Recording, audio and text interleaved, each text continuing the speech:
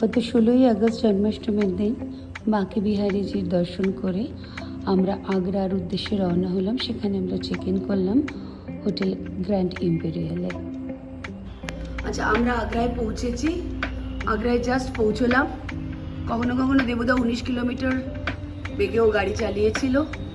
Anyway, last of all আমরা চলে এসেছি। এটা প্রায় 150 বছরের পুরনো একটা হেরিটেজ হোটেল। সো এই হেরিটেজ হোটেলের আমি রুম দেখিয়ে দিচ্ছি। জাস্ট চেক ইন করলাম আমরা, আর পরে আরও দেখাবো। হ্যাঁ, আর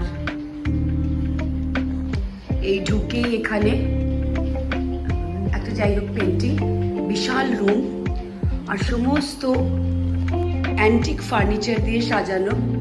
এটা খাট, চেয়ার, টেবিল। ওরা বলছে এটা শুরুর থেকেই একটা হোটেল ছিল।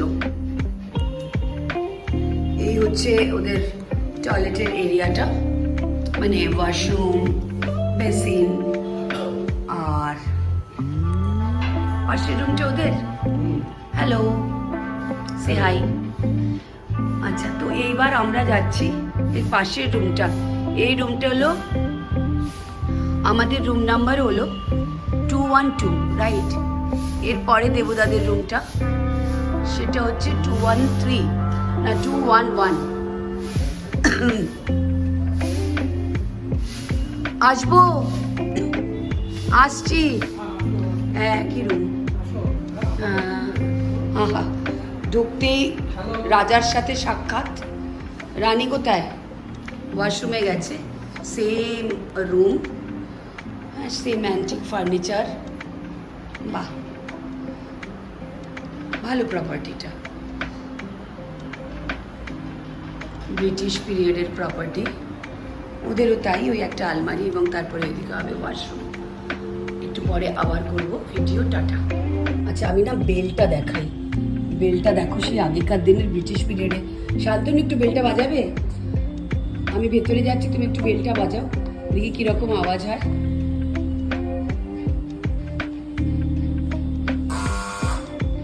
সেই ব্রিটিশ পিরিয়ডের মতো। Yes, coming. এই প্রপার্টিটার একটা ট্যুর করছি।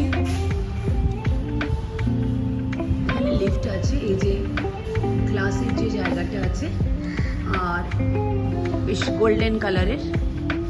এখানে একটা দেরাজ সিন্দুক রাখা। এই লম্বা করিডোর, একদম কলোনিয়াল স্ট্রাকচার, আর খুব ভাল লাগছে।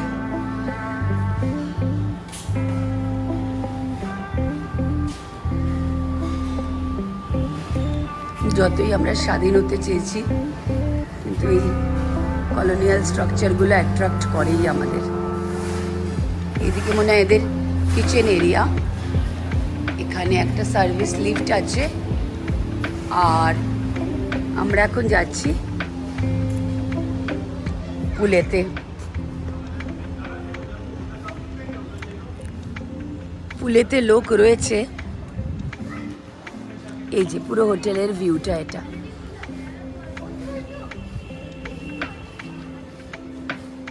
এটা ইনার কোর্টইয়ার্ড। ওইদিকে সব বেতের চেয়ার পাতা আছে, খুব সুন্দর লাগছে দেখতে।